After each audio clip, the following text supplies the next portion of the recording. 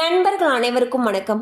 இன்னைக்கு நம்ம இந்த வீடியோல குடும்ப அட்டைக்கு பொங்கல் பரிசு தொகுப்பு தொடர்பாக மிக முக்கியமான புதிய தகவல் ஒன்று வெளியாகி இருக்கு. சோ அதை பத்தி தான் இப்ப நம்ம பார்க்க போறோம்.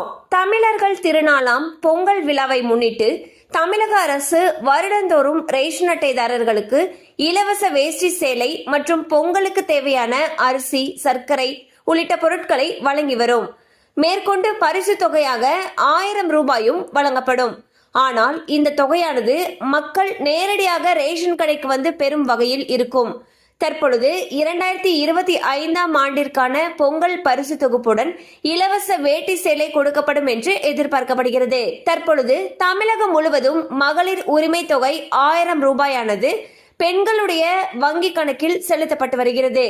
இதனால் 2025ஆம் ஆண்டிற்கான பொங்கல் பரிசு தொகுப்புடன் ரொக்கம் வழங்கப்பட்டால் அந்த ரொக்கத்தினை ரேஷன் அட்டைதாரர்களுடைய வங்கி கணக்கிற்கு நேரடியாக செலுத்தப்பட வேண்டும் என்பதே பொதுமக்களுடைய கோரிக்கையாக இருக்கு.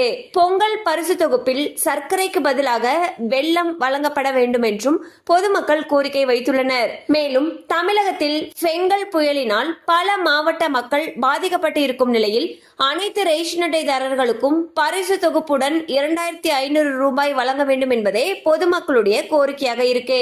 சோ பாத்தீங்கன்னா தமிழக அரசு பொங்கல் பண்டிகைக்கு பொங்கல் பரிசு தொகுப்போட சேர்த்து ரொக்க பணம் வழங்கிட்டு வந்துட்டு இருக்காங்க. அந்த வகையில் இந்த ஆண்டு கொடுக்கக்கூடிய ரொக்க பணத்தை மக்களுடைய வங்கி கணக்கில் வரவு வைக்கணும் அப்படிங்கிறது பொதுமக்களுடைய எதிர்பார்ப்பா இருக்கு. அது மட்டும் இல்லாம பொங்கல் ரொக்கமாக 2500 ரூபாய் தரணும் அப்படிங்கறதே பொதுமக்களுடைய கோரிக்கையாக இருக்கு.